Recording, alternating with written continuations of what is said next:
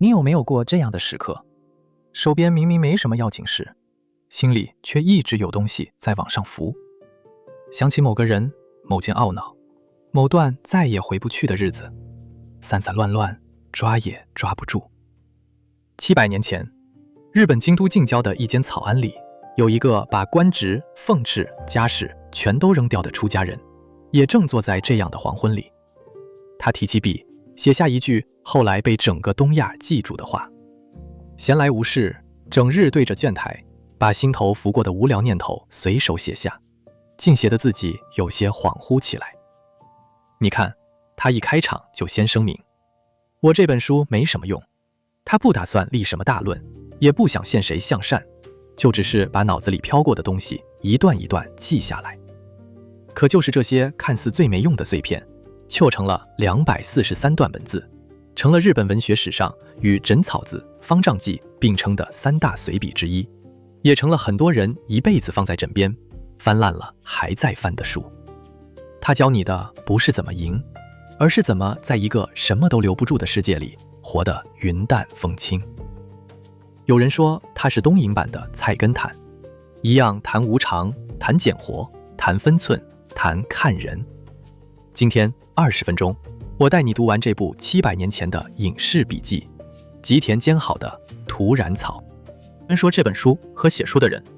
《土染草》，日本镰仓时代末期的作品，作者是我们今天习惯称呼的吉田兼好。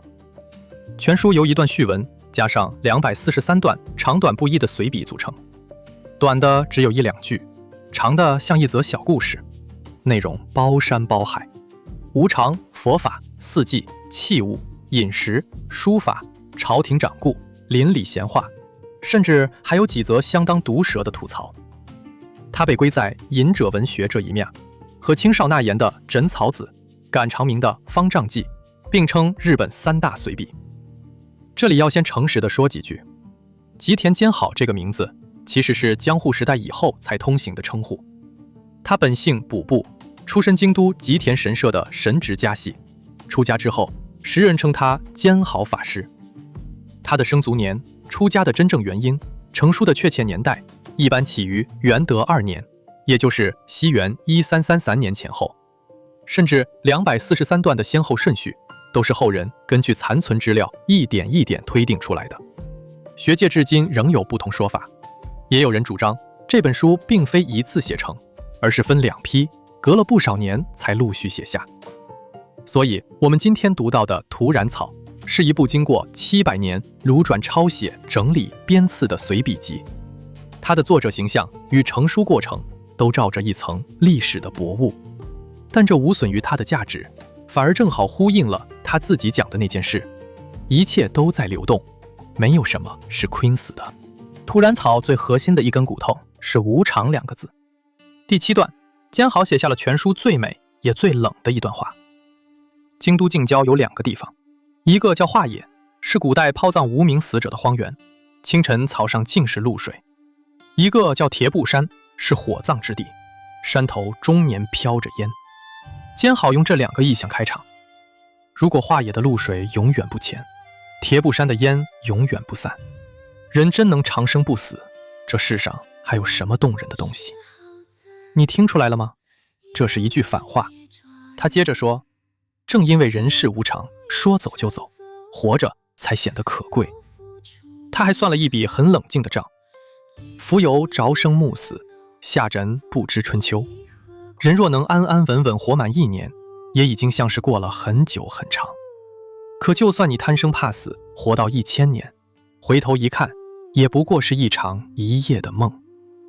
这种话，今天的心灵书大概不敢写，可兼好写得毫不闪躲。他不是要你恐惧死亡，而是要你认清一件事：你手上这副牌本来就有期限。我们大部分的痛苦其实来自一个很天真的假设，以为关系会一直在，身体会一直好，机会会一直等你。等到有一天它突然没了，才发现自己从来没为会消失这件事做过任何准备。无常不是坏消息，无常是说明书上早就印好的一行小字，只是我们从来没去看。那既然什么都留不住，我们该怎么安排时间？监好在第155段讲了一段让人背脊发凉的话。他先说四季，春天还没过完，夏天的气息就已经催上来，夏天还在，秋天已经混在里面，秋天一冷，马上就是冬，而冬末那几天，春意早就从底下钻出来了。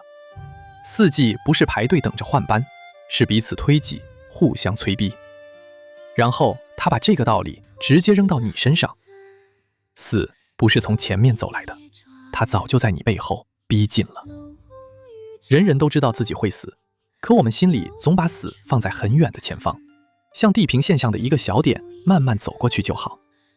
监好说，错了，他从来不在你前面，他在你背后，而且不敲门。所以第59段，他给了一句非常决绝的建议：真心想做一件大事的人，那些还放不下，还舍不得，等我处理完再说的事，就该直接扔掉。不是等他们结束，是不等了，因为你永远等不到都安排好了的那一天，那一天不存在。我们这辈子最常说的一句话是，等我忙完这阵子。可你我都清楚，这阵子后面永远还有下一阵子。真正会活的人，不是把事情排好队，而是敢在某一刻直接把队伍解散。监好对时间的敏感到了近乎刻薄的地步。第189段，他做了一件很现代的事，他算时间账。他说，一天之中，吃饭、如厕、睡觉、说话、走路，这些不得不做的事就吃掉了大半光阴，剩下的那一点点还要拿去做没意义的事，说没意义的话，想没意义的念头。就这样一天过完，一个月过完，一辈子也就过完了。他还补了一句更狠的，你今天打算做的事，往往被临时插进来的事打断，你等的人不来，不等的人偏偏来了，你以为的顺利落空，你没指望的反而成了。事情从来不照你的计划走，所以明天再做这4个字是这世上最不可靠的承诺。可监好并不是要你焦虑，他在第93段把话翻到另一面，说了一句我觉得整本书最温暖的话：还活着这件事本身就值得每一天拿出来高兴。他的意思是，既然生命随时可能被收回，那今天还醒着，还能走路，还能吃到一碗热饭，这本身就是赚到的。时间管理讲到最后，其实不是效率问题，是心态问题。你是把每一天当成消耗，还是当成捡到？看透了无常和时间，监好的第2条主线就自然浮出来了：简朴。第38段，他把话说得很不客气，被名和利俱时，连一刻清静都没有，拿一辈子去换苦，这才是真傻。他一条一条拆给你看，财富多了反而守不住自己这条命，因为他替你招来灾祸，死后留下金山银山，在真正通透的人眼里只是雷界。至于高官厚益、家世显赫，他说那些看起来最风光的，往往被欲望撑得最空。而在第74段，他写下了一幅700年来完全没有过期的浮世绘，像蚂蚁一样聚成一堆，往东急，往西赶，朝南跑，朝北忙。有人为钱忙，有人为名忙，有人只是看别人在忙，自己不忙就慌。忙到最后，房子也盖了，钱也存了，可他们没空问一句，这一切到底是为了谁？监好接着补刀，老之将至，病之将来，那些东西一样都替你挡不住。你看看今天的城市，地铁里一张张低头的脸，周报、业绩、贷款、比较、焦虑。我们比700年前那群人跑得更快，可跑的还是同一条路。简朴不是叫你穷，是叫你分清楚，哪些是你真的想要，哪些只是因为别人都在要。接下来是土壤草最迷人的一面，审美。第137段，开头一句是全书最有名的句子之一：花难道只有盛开时才值得看？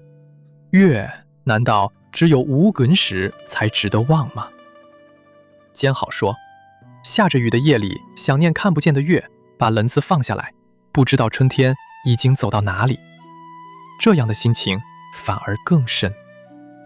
将开未开的枝头，落了一地的残花都有值得看的地方。他甚至挖苦那些赏花的人，结在树下大声喧咖、喝酒、连歌乱唱，眼睛盯着花，心思其实在别人身上。真正懂的人，看花的姿态是安静的，甚至是有点寂寞的。这一段等于替后来日本美学里的物哀和袜吉写下了源头。美不在满而在缺，不在圆而在残，不在正盛而在将尽。放到今天，这句话几乎是对整个社群平台的当头一棒。我们都被训练成只拍盛开的那一刻，最好的角度、最亮的灯、最漂亮的结果。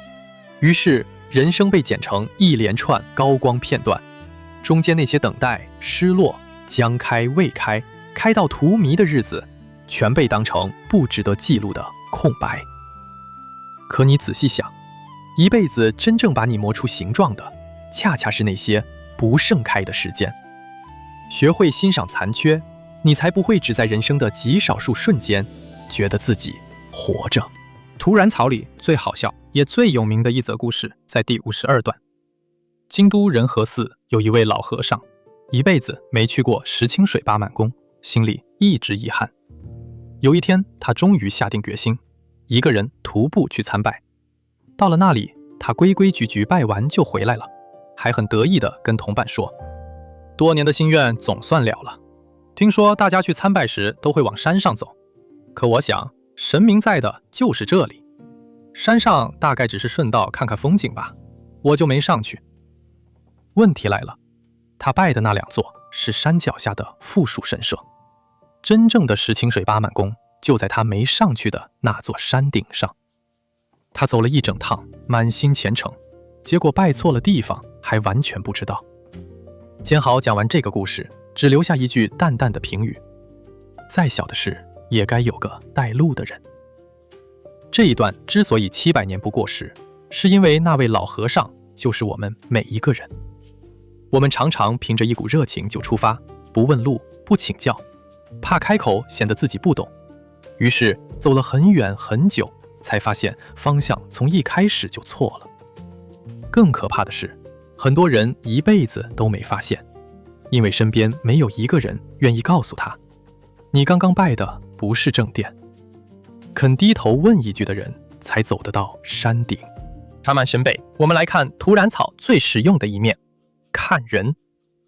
第117段兼好开门见山。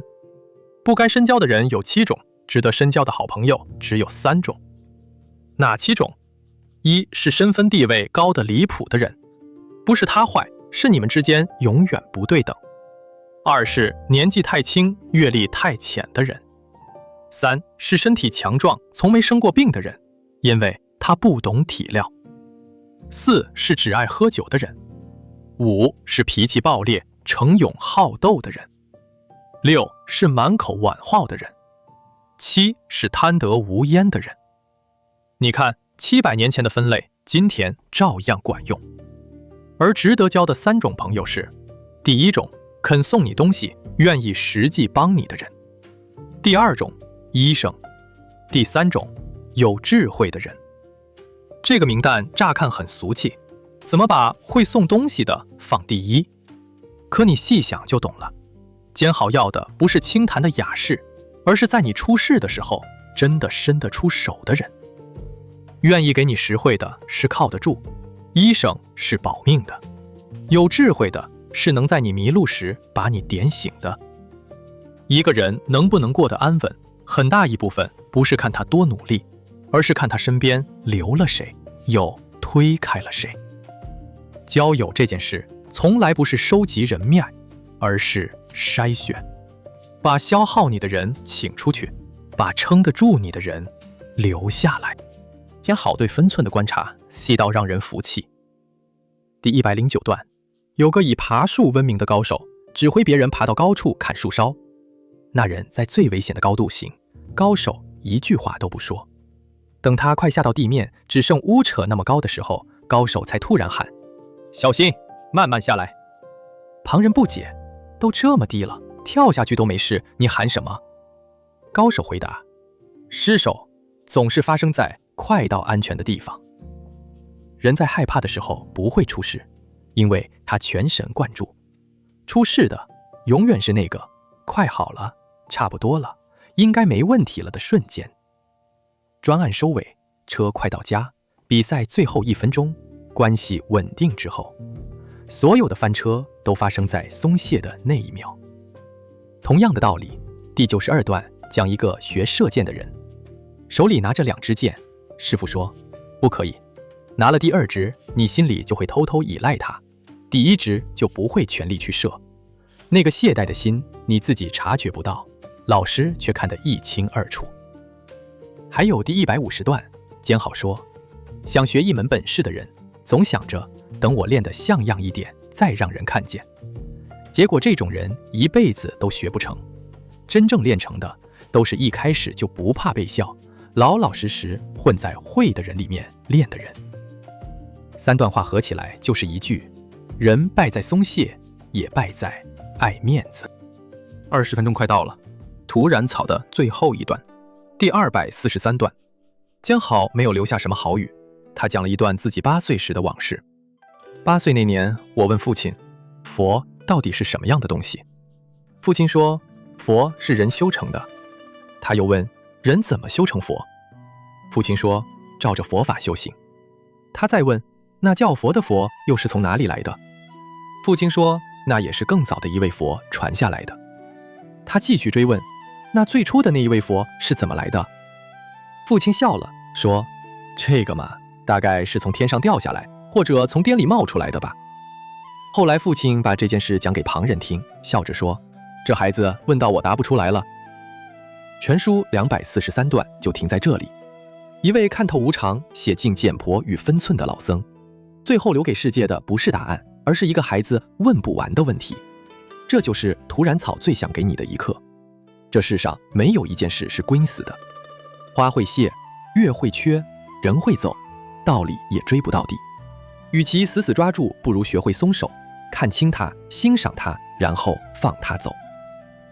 看透无常不是为了灰心，是为了让你在有限的日子里活得云淡风轻。如果这趟旅程让你有收获，记得订阅频道，我每周用20分钟带你读完一本值得读一辈子的好书。下一集我们要读一部由唐太宗下令，房玄龄等人领权编修的正史，可里面却藏满了魏晋名士最放浪、最古怪的故事，24史里的禁书。最后在留言区告诉我，无常、简朴、审美、分寸，这4件事里哪一件最戳中此刻的你？我们下集见。